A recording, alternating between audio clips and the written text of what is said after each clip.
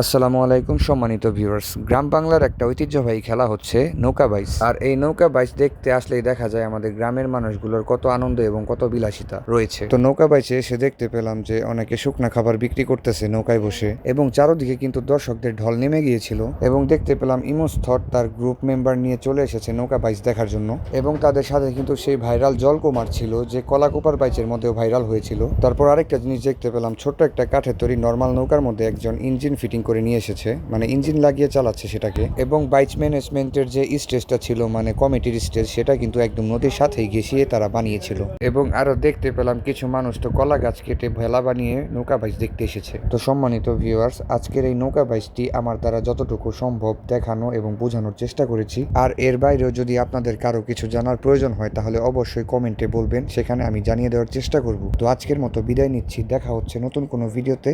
সবাই ভালো থাকবেন, সুস্থ থাকবেন। আসসালামু আলাইকুম ওয়া রাহমাতুল্লাহি ওয়া বারাকাতুহু।